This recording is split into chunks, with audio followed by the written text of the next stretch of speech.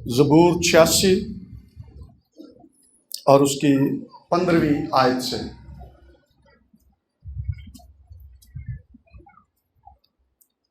لیکن تو یا رب رحیم و کریم خدا ہے، قہر کرنے میں دھیما اور شفقت اور راستی میں غنی۔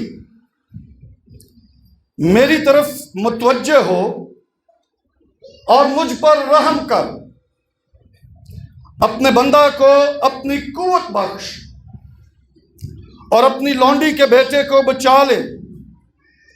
مجھے بھلائی کا کوئی نشان دکھا تاکہ مجھ سے عداوت رکھنے والے اسے دیکھ کر شرمندہ ہوں، کیونکہ تو نے اے خداوند میری مدد کی اور مجھے تسلی دی ہے۔ خدا کے پاک کلام کے پڑھے سنے جانے پر خدا کی برکت ہو۔ بے شک خدا رحم کرنے والا ہے، رحیم ہے، کریم ہے۔ اس جیسا کوئی خدا نہیں ہے، اور اس کی رحمت کی بدولت ہی آج ہم سب زندہ ہیں۔ آمین۔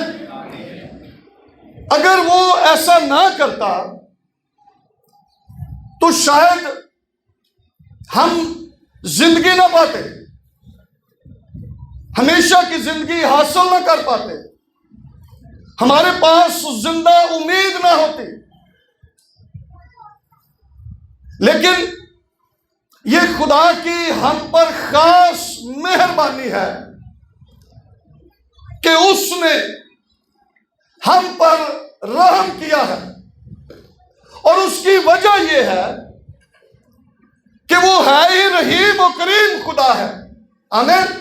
ہم نے پڑھا ہے، یہ مقدس داؤد کی دعا ہے، اور وہ اپنی دعا کے اندر خدا کے رحیم و کریم ہونے کا اظہار کرتا ہے، اقرار کرتا ہے کہ خداوند تو ہی رحیم و کریم خدا ہے۔ موسیٰ نے جب خدا سے کہا کہ اے خدا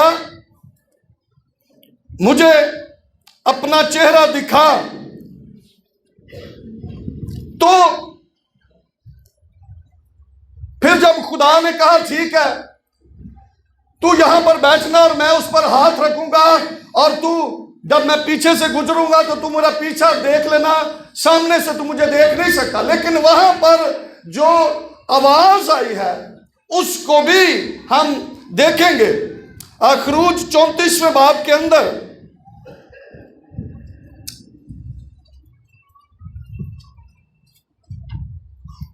اور اس کی 5ویں آیت میں سے پڑھوں گا۔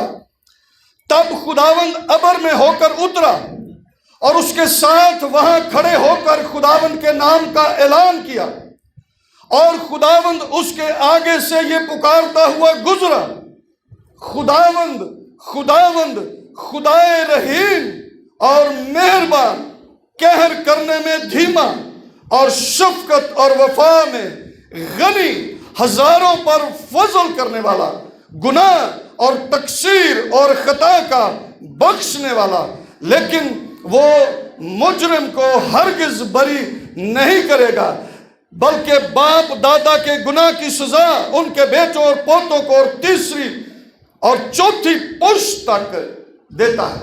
خدا نے یہ کہا کہ خداوند خدائے رحیم اور مہربان، قہر کرنے میں دھیما، شفقت اور وفا میں غنی ہے۔ وہ رحم کرنے والا ہے، اور اس کا خود بھی اس بات کا اقرار ہے کہ میں ہی رحیم خدا ہوں، میں ہی رحم کرنے والا ہوں، میں ہی گناہوں کو، تقصیروں کو معاف کرنے والا ہوں۔ کوئی اور ہے ہی نہیں ہے کہ کوئی ایسا کر سکے، یہ صرف ہمارا خدا ہے۔ اور مقدس داؤد نے جو اس زبور کو لکھا، یہ جو دعا ہے اس کے اندر اس نے خدا کو، عبرانی کا ایک نام ہے ادونائی۔ ادونائی سے وہ خدا کو پکارتا ہے۔ ادونائی کا مطلب ہے ماسٹر، مالک، اور وہ خدا کو ادونائی کہتا ہے، ماسٹر کہتا ہے، اپنا مالک کہتا ہے، اور وہ یہ کہتا ہے کہ تو ہی خداوند رحیم خدا ہے، لیکن تو یا رب رحیم و کریم خدا ہے، قہر کرنے میں دھیما اور شفقت اور راستی میں غنی ہے۔ خدا جب رحیم ہے، رحم کرتا ہے یا رحم کرنے والا ہے، تو اس رحم کرنے کی وجہ سے یا رحم کرنے والا جو خدا ہے اس کی یہ خوبی ہونے کے سبب سے وہ پھر لوگوں پر ترس کھاتا ہے، ترس کھاتا ہے۔ جب وہ ہمیں مشکل میں دیکھتا ہے، جب وہ ہمیں پریشانی میں دیکھتا ہے، جب وہ ہمیں مسائل میں دیکھتا ہے، تو وہ رحم سے بھر جاتا ہے اور ہم پر ترس کھاتا ہے۔ اور ترس کھانے کا مطلب یہ ہے کہ جب وہ ترس کھاتا ہے تو اس کا مطلب ہے کہ وہ یہ چاہتا ہے کہ ہم اس مصیبت میں سے نکل جائیں۔ جب وہ ترس کھاتا ہے تو اس کا مطلب ہے کہ ہم اس بیماری سے چھوٹ جائیں، شفا پا جائیں۔ یہ اس کے ترس کھانے کا مقصد ہے۔ بہت دفعہ ہم انسان ہوتے ہوئے ہم دوسروں پر ترس کھاتے ہیں یا ہمیں ان پر ترس آتا ہے، اور اس ترس کی وجہ سے ہم ان کے ساتھ نیکی کرتے ہیں، ہم ان کے ساتھ بھلائی کرتے ہیں۔ کوئی ڈوب رہا ہو تو ہمیں ترس آ جاتا ہے، ہم اس کو بچا لیتے ہیں۔ کوئی مشکل میں ہو تو ہم کہتے ہیں کہ ہم اس کی مالی مدد بھی کر دیں، کیوں؟ ہمیں ترس آ رہا ہے۔ اور ہم یہ انسانی ناطے میں ترس کھا کر اپنے بھائی بہن کے ساتھ ایسا سلوک کرتے ہیں۔ اور یہ جو ترس کھانے کا مطلب یہ ہے کہ پھر ہم اس مشکل میں نہ رہیں، پھر اس مصیبت میں نہ رہیں۔ خدا بھی یہی چاہتا ہے۔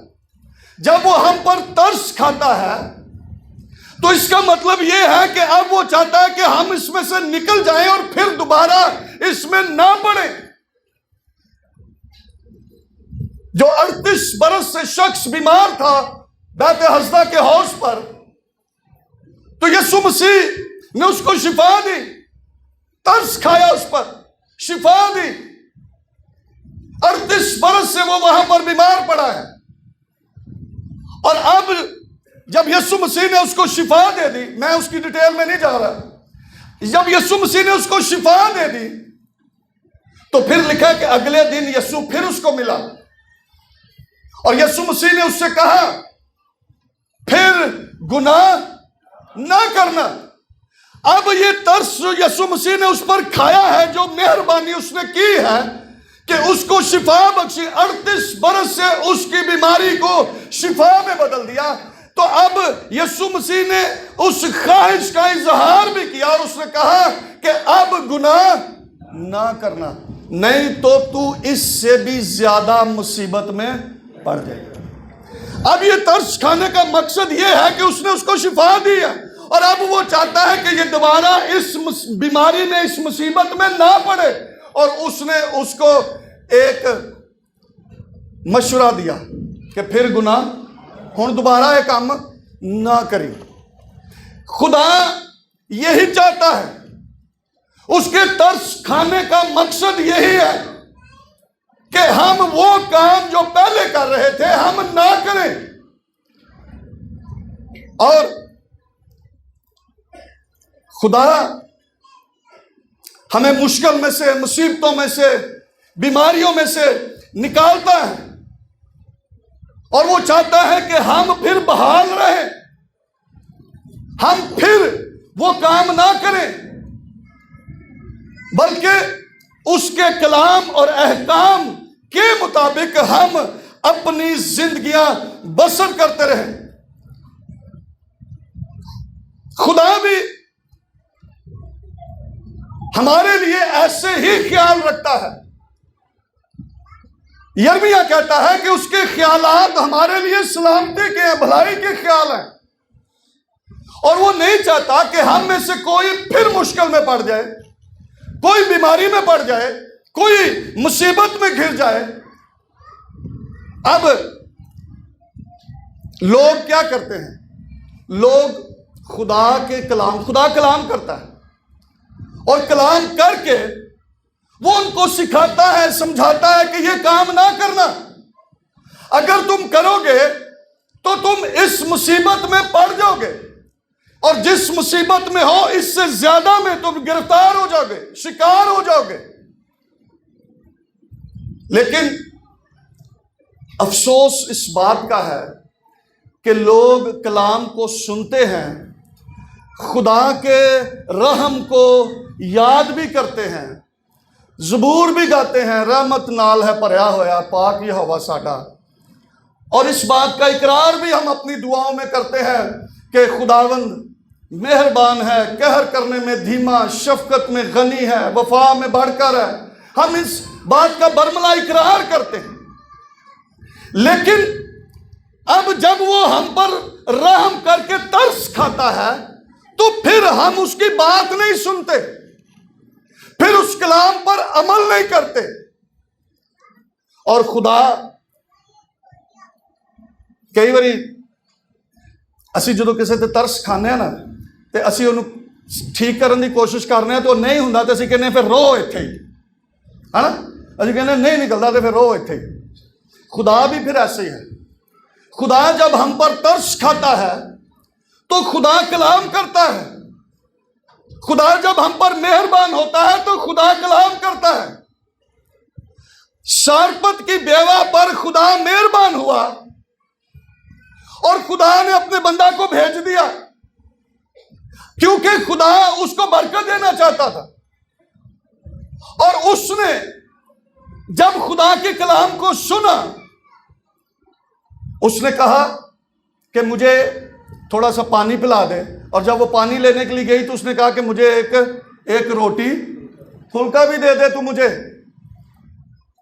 اب اگر وہ کہتی اور اس نے کہا بھی کہ ایک مٹھی آٹا ہے اور کپی میں تھوڑا سا تیل ہے، میں اور میرا بیٹا کھائیں گے اور مر جائیں گے، کوئی امید نہیں ہے، لیکن اس نے جب خدا نے اس پر ترس کھایا، خدا نے کلام کیا، اور کلام کرنے کا مقصد یہ تھا کہ خدا اس کی مدد کرنا چاہتا تھا، خدا اس کال کے وقت میں اس کو مہیا کرنا چاہتا تھا، اور خدا نے اپنے بندہ کو بھیجا اور اس نے کلام کیا، اور اس کلام کو سارپت کی بیوہ نے قبول کر کے جیسا اس نے کہا تھا اس نے ویسا ہی کیا، اور لکھا نہ تو اس کے مٹکے میں سے آٹا اور نہ اس کی کپی میں سے تیل ختم ہوا جب تک کال رہا، لکھا ہے وہ اور اس کا سارا کنبہ وہیں سے کھاتا رہا۔ یہ خدا کے ترس کھانے کی بات کر رہا ہوں میں۔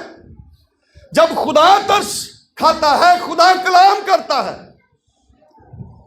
اور اس کلام کرنے کا مقصد یہ ہے کہ ہم اس کلام کو سنیں اور قبول کر کے اس کلام کے مطابق ہم اپنی زندگیاں بسر کریں، اور پھر دیکھیں کہ خدا اپنے کلام کے وسیلہ سے کیسے بڑے بڑے کام کرتا ہے۔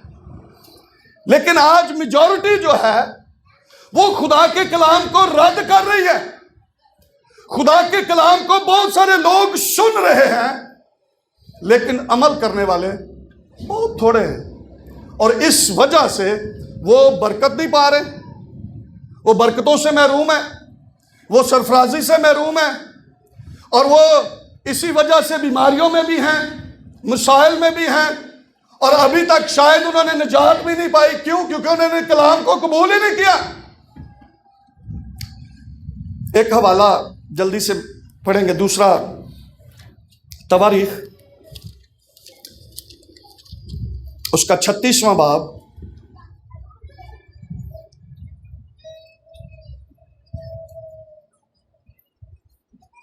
اور اس کی 15ویں آیت، ذرا غور سے سنیں۔ دوسرا تواریخ اس کا 36واں باب اور اس کی 15ویں آیت کو میں پڑھوں گا۔ لکھا ہے اور خداوند ان کے باپ دادا کے خدا نے اپنے پیغمبروں کو ان کے پاس بر وقت بھیج بھیج کر پیغام بھیجا. کیا کیا خدا نے؟ ہاں جی، خدا نے اپنے پیغمبروں کو ان کے پاس بر وقت جب ان کی ضرورت تھی، جب ان کو شفا چاہیے تھی، جب ان کو برکت چاہیے تھی، جب ان کو بحالی چاہیے تھی، جب ان کو نجات چاہیے تھی، بر وقت خدا نے اپنے پیغمبروں کو ان کے پاس بھیج بھیج کر کیا کیا؟ پیغام بھیجا، ان کے ساتھ کلام کیا، کیونکہ اسے اپنے لوگوں اور اپنے مسکن پر ترس آتا تھا. کیا آتا تھا لوگوں پر؟ ترس آتا تھا، ترس آتا تھا.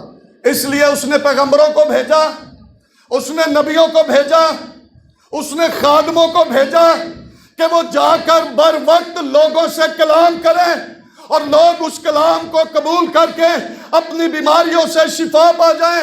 لوگ اس کلام کو قبول کر کے بحالی، خوشحالی، ترقی اور سرفرازی کو حاصل کر لیں. لیکن لوگوں نے ایسا نہیں کیا. 16ویں آیت کے اندر کیا لکھا ہے؟ لیکن انہوں نے خدا کے پیغمبروں کو ٹھٹھوں میں اڑایا. کیا کیا؟ ٹھٹھوں میں اڑایا، مذاق کیتا. انہوں نے کہا تو بہ جا بڑا پادری، کلام سانوں بھی بڑا ہوندا ہے. ٹھٹھوں میں اڑایا، مذاق کیا. خدا کہہ رہا ہے لیکن انہوں نے خدا کے پیغمبروں کو ٹھٹھوں میں اڑایا اور اس کی باتوں کو ناچیز جانا اور اس کے نبیوں کی ہنسی اڑائی، یہاں تک کہ خدا کا غضب اپنے لوگوں پر ایسا بھڑکا کہ کوئی چارہ نہ رہا. پھر کیا ہوا؟ جب خدا کے پیغمبروں کو، نبیوں کو مذاق کیا گیا، ان کی ہنسی اڑائی گئی، تو پھر خدا نے اپنا غضب جو ہے وہ نازل کیا. خدا نے بر وقت خدا نے کلام کیا، لیکن لوگوں نے اس کلام کو قبول نہ کیا. لوگوں نے ان کو ٹھٹھوں میں اڑایا، ہنسی اڑائی، مذاق کیا اور اس کلام کو رد کر دیا.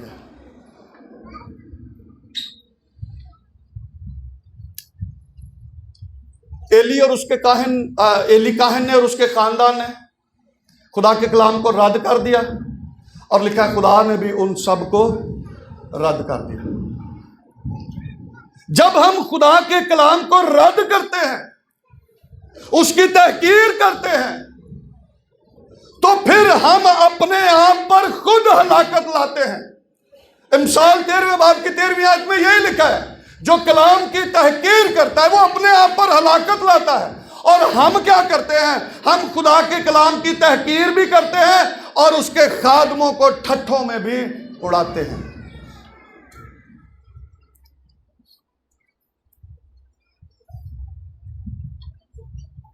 امیر شخص جب وہ عذاب میں مبتلا تھا تو اس نے 2 خواہشیں وہاں پر کی تھی. کیا کیا؟ ہاں جی، ایک تو اس نے خواہش یہ کی نا کہ باپ ابراہیم اس لازر کو بھیج کر یہ اپنی انگلی پانی میں بھگو کر میری زبان پر رکھے، ہے نا؟ تو جواب ملا کہ نہیں ایسا نہیں ہو سکتا. تیرے درمیان اور ہمارے درمیان بہت بڑا گڑھا ہے، نہ ادھر سے کوئی ادھر آ سکتا، نہ ادھر سے کوئی ادھر جا سکتا. دوسری خواہش، ہاں جی، اب دوسری خواہش جو اس نے کی ہے، لوکا 16ویں باب کی 27ویں آیت کو میں پڑھنے لگا ہوں. اب آپ کو سمجھ آئے گی کہ کیا کیا انہوں نے اور اب کیا ہو رہا ہے.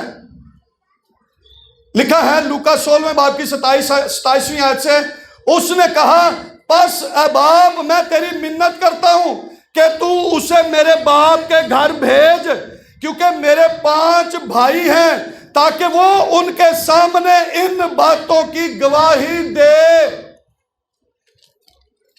ایسا نہ ہو کہ وہ بھی اس عذاب کی جگہ میں آئیں. وہ بھی کلام نو رد کر دیں، وہ بھی خادماں نو ٹھٹھیاں چڑا دین تے کی ہوئے انہیں کہا کہ وہ بھی اس عذاب دے وچ آ جان تے تو کی کر اینو بھیج اے جاوے اتھے تے میرے پنجاں بھراواں نو جا کے تے کلام ہن نو سمجھ لگ گئی ہے. اب اس کو سمجھ آ گئی ہے کہ کلام کو رد کرنا، نبیوں کو ٹھٹھوں میں اڑانا، ان کی ہنسی مذاق اڑانا کس قدر اس کا نتیجہ جو ہے وہ خطرناک ہے. اور اب اس کو فکر ہے.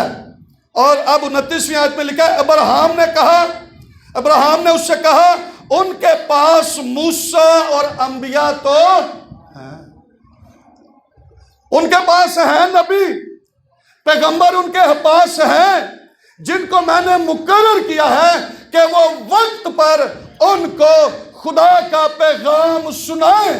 لیکن کیا ہو رہا ہے کہ لوگ خدا کے پیغام کو قبول نہیں کر رہے. خدا کی مرضی یہ ہے کہ لوگ بچ جائیں، اسی لیے وہ ترس کھا رہا ہے. لیکن اب جب وہ ترس کھا کر کلام کر رہا ہے تو اس کلام کو قبول نہیں کیا جا رہا. اور خدا کیا ہو رہا ہے؟ اب غضبناک ہو رہا ہے. نینوا کے لوگوں نے اب جب خدا کو نینوا پر ترس آ گیا تو نینوا کے لیے خدا نے یونا کو بھیجا کہ وہ وہاں پر جا کر منادی کرے. اور اب جب یونا نے وہاں پر منادی کر دی تو لکھا ہے کہ پھر کیا ہوا؟ نینوا کے لوگوں نے کیا کیا؟ توبہ کر لی، روزہ رکھ لیا، خاک پر بیٹھ کے ٹاٹ اوڑھ لیا، بادشاہ سے لے کر جانور تک سب. اور اب خدا نے لکھا ہے کہ خدا ان کو ہلاک کرنے سے باز آیا. اور اب یونا نے کیا کہا؟ یونا نے کہا خداوند مجھے پتا تھا کہ تو رحیم و کریم ہے، تو ان کو ہلاک نہیں کرے گا، مجھے پتا تھا، تو پھر تو نے مجھے کیوں بھیجا؟ لیکن اب وہ خدا کی بات کو سمجھ نہیں رہا.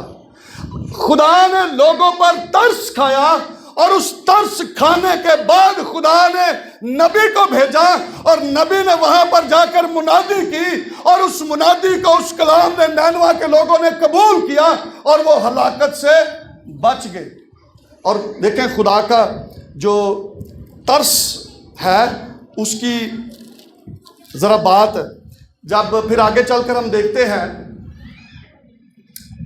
کہ ایک کدو کی بیل اگی اور یونا جو ہے وہ اس کے سائے میں چلا گیا اور تھوڑی دیر بعد ایک کیڑا آیا، اس نے بیل کو اس نے کاٹ لیا اور وہ سوکھ گئی. جب اس کے سر میں دھوپ لگی تو وہ خدا سے گلہ کرنے لگا.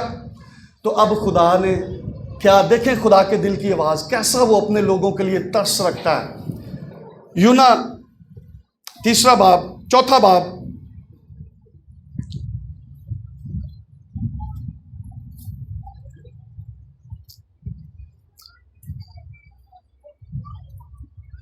نامی آیت کو میں پڑھوں گا جلدی سے. لکھا اور خدا نے یونا سے فرمایا کیا تو اس بیل کے سبب سے ایسا ناراض ہے؟ اس نے کہا میں یہاں تک ناراض ہوں کہ مرنا چاہتا ہوں. تب خداوند نے فرمایا کیا تجھے اس بیل کا اتنا خیال ہے جس کے لیے تو نے نہ کچھ محنت کی اور نہ اسے اگایا، جو ایک ہی رات میں اگی اور ایک ہی رات میں سوکھ گئی؟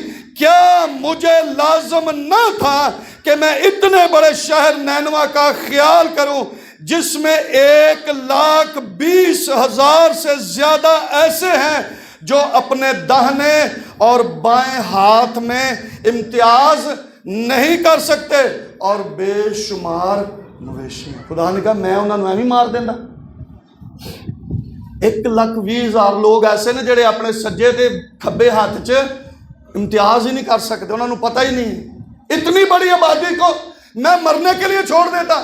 میں نے اس لیے تجھے بھیجا کہ تو کلام کرے اور وہ اس کلام کو قبول کرے اور اس کلام کی قدرت سے میں نینوا کے لوگوں کو بچا لوں. اور انہوں نے جب کلام کو قبول کیا تو خدا نے اپنا ارادہ کیا کر لیا؟ بدل دیا.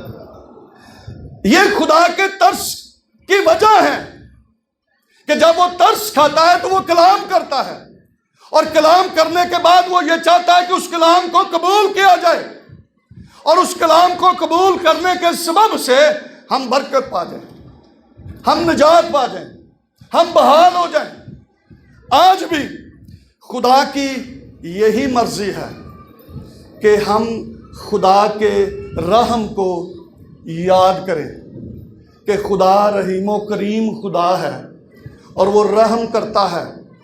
آج وہ ہمارے ساتھ کلام کر رہا ہے اس لیے کہ خدا ہمیں بچانا چاہتا ہے، خدا ہمیں مشکل میں سے نکالنا چاہتا ہے، خدا ہمیں مصیبت میں سے نکالنا چاہتا ہے، خدا بیماری میں سے نکالنا چاہتا ہے، خدا ابلیس کے ہاتھ سے ہمیں رہائی دینا چاہتا ہے۔ لیکن اگر آج ہم نے کلام کو قبول کر لیا تو خدا وعدوں میں سچا ہے، وہ زندہ ہے، وہ ایسا ہی کرے گا۔ لیکن اگر ہم نے ایسا نہ کیا تو دوسرا تواریخ 36ویں باب کی 15ویں آیت کو آپ نے یاد رکھنا ہے۔ خدا نے کہا میں نے اپنے پیغمبروں کو کیا کیا؟ وقت پر بھیج کر ان کو پیغام پہنچایا، لیکن انہوں نے کیا کیا؟ ان کو ٹھٹھوں میں اڑایا، ان کی ہنسی اڑائی، مذاق کیا۔ اور اس سے پہلے کہ ہم خدا کے کلام کو رد کر کے مجرم ٹھہریں، اور یاد رکھیں اگر ہم مجرم بن گئے تو پھر سزا واجبی ہے۔ اگر ہم نے قبول کر لیا تو پھر ہم مجرم نہیں رہیں گے۔ جتنوں نے اسے قبول کیا اس نے انہیں خدا کے فرزند بننے کا حق بخشا۔ اور پولس رسول رومیو کی کلیسیا کو خط لکھتے ہوئے کہتا ہے اب جو مسیح یسوع میں ہیں ان پر سزا کا حکم نہیں ہے، وہ موت میں سے نکل کر زندگی میں داخل ہو گئے ہیں، اب وہ ہمیشہ کی زندگی کے وارث بن گئے ہیں۔ لیکن اس وقت جب انہوں نے خدا کے کلام کو قبول کر لیا، اور اگر خدا کے کلام کو قبول نہ کیا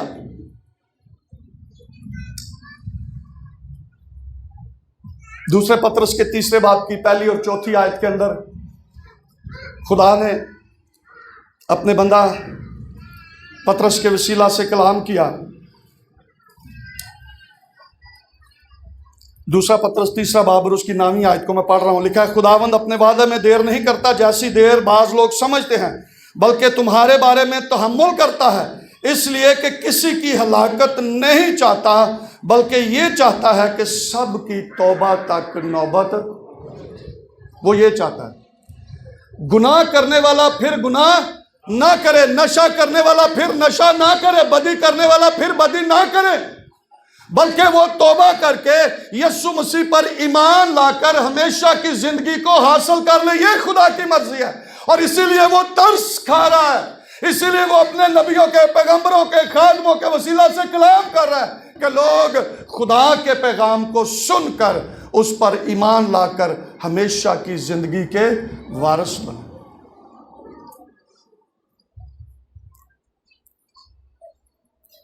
تو بھی یاد رکھیں، تو بھی خدا اپنے پورے قہر سے باز آتا ہے۔ اس کو پتا ہے کہ یہ بشر ہے، اس کو پتا ہے کہ یہ انسان ہے، خدا کو پتا ہے، اس لیے وہ اپنے پورے قہر سے باز آتا ہے۔ اگر کچھ لوگوں کا خیال ہے میں تے اے کر رہا مینوں تے کدی خدا نے کچھ نہیں کیا، میں تے کدی کدی اے بھی کام کر لینا وا، ہے نا، پی پو کے تے بھی لینا وا، نشہ بازی بھی کر لینا، اور برے کام بھی کر لینا، مینوں تے خدا نے کدی کچھ نہیں کیا، اے ایویں گلاں کرتے رہندے نے۔ اگر نہیں کچھ کہا تو یاد رکھیں خدا تحمل کر کے ٹھہرا ہوا ہے۔ ایک حوالہ میں جلدی سے پڑھوں گا، زبور 78 78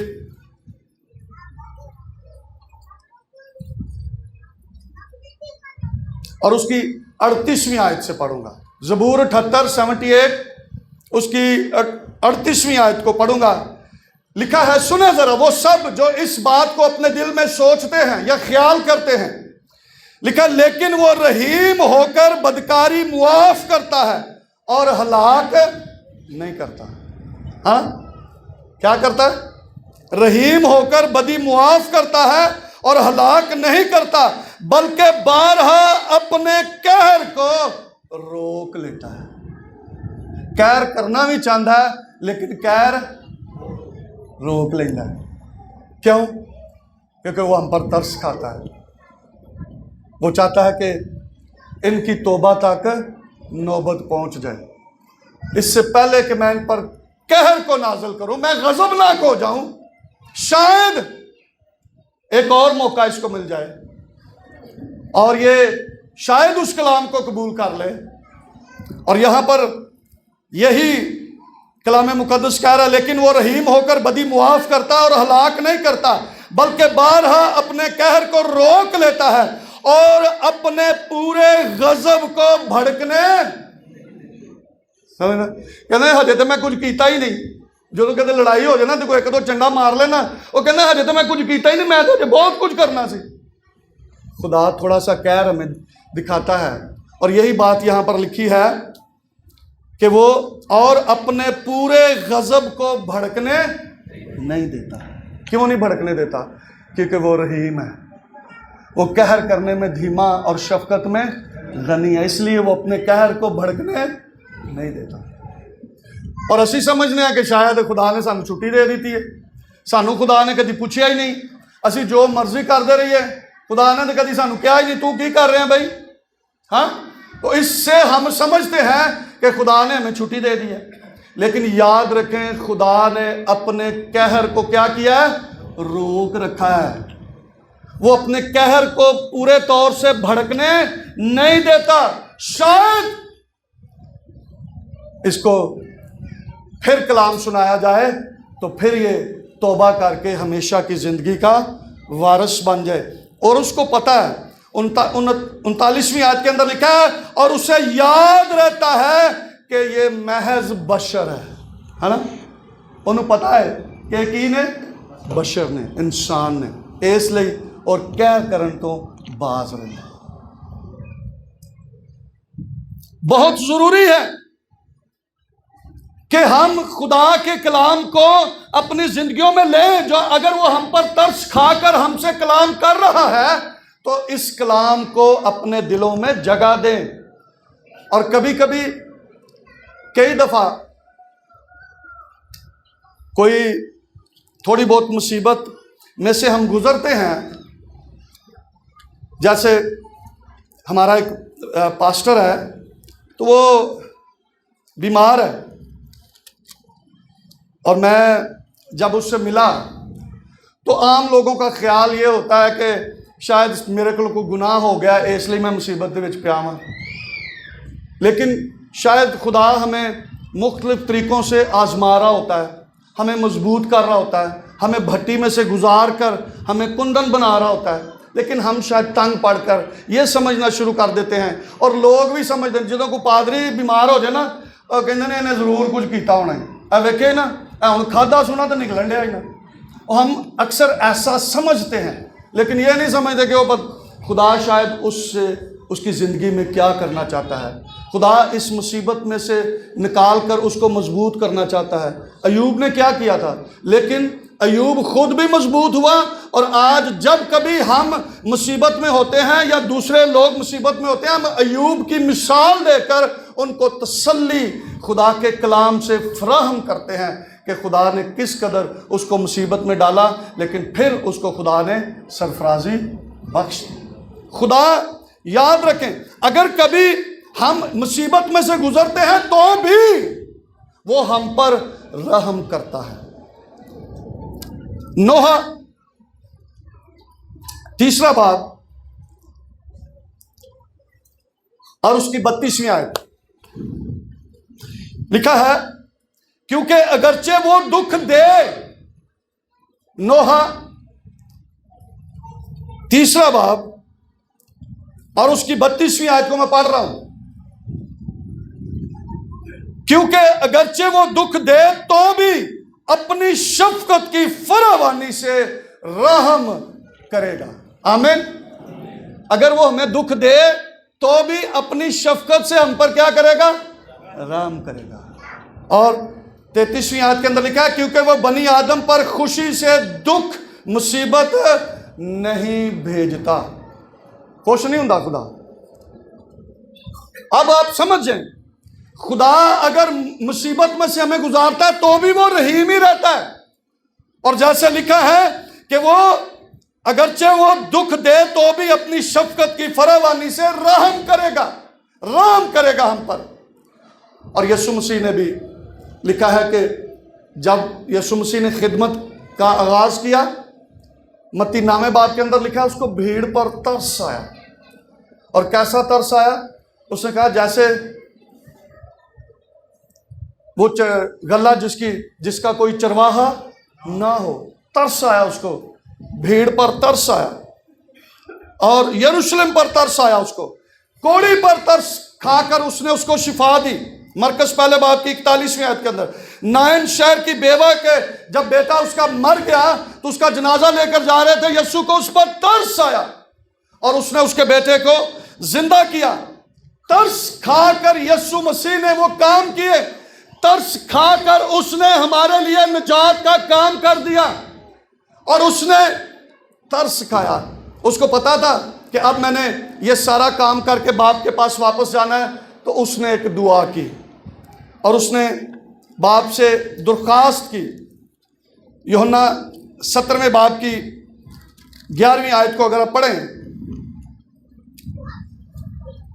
تو لکھا ہے میں آگے کو دنیا میں نہ ہوں گا مگر یہ دنیا میں ہے اور میں تیرے پاس آتا ہوں. اے قدوس باپ اپنے اس نام کے وسیلہ سے جو تو نے مجھے بخشا ہے ان کی حفاظت کر تاکہ وہ ہماری طرح ایک ہوں. یسوع مسیح نے باپ سے درخواست کی کہ تو کیا کر، ان کی کیا کر، حفاظت کر. ترس اس کو آ رہا نا ہم پر. ہاں تو اس نے جانے سے پہلے باپ سے دعا کی ہے. اس نے کہا کہ باپ یہ ایمان لائے ہیں تو اب تو کیا کرنا، ان کی حفاظت کرنا، ان کی حفاظت کرنا. اور یسوع مسیح نے یہی کہا تھا. اس نے کہا تھا میرا جانا تمہارے لیے فائدہ مند ہے. میں جاؤں گا اور دوسرا مددگار تمہارے لیے بھیجوں گا جو ضرورت کے وقت تمہاری مدد کرے گا، جو تمہیں قوت دے گا، جو تمہیں زور دے گا، حکمت دے گا، طاقت دے گا، ابلیس کے خلاف لڑنے کے لیے تمہیں فتح سے بڑھ کر غلبہ بخشے گا. اس لیے اس نے کہا میرا جانا تمہارے لیے فائدہ مند ہے. اور وہاں پر جا کر بھی رومیو 8ویں باب کی 34ویں آیت کے اندر یسوع مسیح نے پالوس رسول یسوع مسیح کے متعلق یہ کہتے ہیں رومیو 8ویں باب کی 34ویں آیت کون ہے جو مجرم ٹھہرائے گا؟ مسیح یسوع وہ ہے جو مر گیا بلکہ مردوں میں سے جی بھی اٹھا اور خدا کی دائنی طرف ہے اور ہماری شفاعت بھی. اس طرح کا کوئی رحم کرنے والا ہے کہ ساڈے لیے نجات دا کام کر جائے اور انہوں پتا ہے کہ بشر نے انہاں کولوں پھر غلطیاں ہو جان گیاں، پھر ایک کتے نہ کتے چھوٹی موٹے بدی کر جان گے، پھر وہ لکھا ہے کہ باپ کی دائنی طرف کیا کرتا ہے، ان کے لیے شفاعت کرتا ہے، شفاعت کرتا ہے. پھر وہ کہتا ہے باپ اس کو 1 سال اور دے، اگر پھل نہ لایا تو پھر اس کو کاٹ دینا. میں کیا کروں گا؟ میں تھالا کھودوں گا، میں گوڈی کروں گا، میں پانی دوں گا، اگر پھر بھی پھل نہ لایا تو پھر تو اس کو کاٹ دینا. یہ شفاعت وہ ہمارے لیے کرتا ہے. ترس سے بھرا ہے. وہ نہیں چاہتا کہ ہم میں سے کوئی ہلاک ہو جائے یا توبہ کر کے بھی ہم وہ اس امیر جگہ والی جگہ پر ہم جائیں. وہ نہیں چاہتا. اس لیے وہ باپ کے ہاں بھی ہماری کیا کر رہا ہے؟ شفاعت کر رہا ہے، شفاعت کر رہا ہے. اس لیے کہ وہ ہمیں بچانا چاہتا ہے، ہمیں ہمیشہ کی زندگی میں داخل کرنا چاہتا ہے اور وہ ہمارے لیے شفاعت کرتا ہے. اب جب وہ ہمارے لیے یہ سب کچھ کر رہا ہے تو ہمارا بھی تو کوئی کام بنتا ہے. پالوس رسول کرنتھس کی کلیسیا کو آخری ایک آیت پڑھیں گے پھر ہم دعا کریں گے. 2 کرنتھیوں 6 باب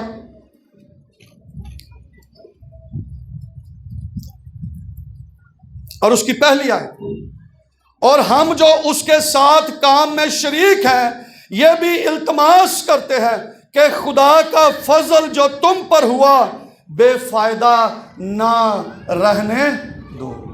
اگر ہم پھر وہی کام کرتے ہیں تو پھر خدا کے فضل کا کوئی بھی ہمیں فائدہ، یسوع مسیح دے آن دا کوئی بھی فائدہ نہیں۔ لیکن اگر ہم خدا کے کلام کو قبول کر لیتے ہیں تو اس فضل سے ہمیں کیا ہوگا؟ فائدہ پہنچے گا، ہم نجات پا جائیں گے۔ خدا اپنے کلام کے وسیلہ سے ہمیں یہی آج سکھا رہا ہے، اس لیے کیونکہ وہ ہم پر ترس کھا رہا ہے، اور ترس کھا کر آج وہ کلام کر رہا ہے، اور ہماری یہ ذمہ داری ہے کہ ہم اس کلام کو ٹھٹھوں میں نہ اڑائیں، بلکہ اس کلام کو کیا کریں؟ دل سے قبول کر کے خدا کی مرضی کو پورا کریں، کیونکہ وہ کسی کی ہلاکت نہیں چاہتا، وہ یہ چاہتا ہے کہ ہر ایک کی توبہ تک نوبت پہنچے۔ آمین۔ اسی لیے لکھا ہے وہ تحمل کر کے ٹھہرا ہوا ہے۔ آئیں اپنی آنکھوں کو بند کریں، اپنے سروں کو جھکائیں اور ہم دعا کریں۔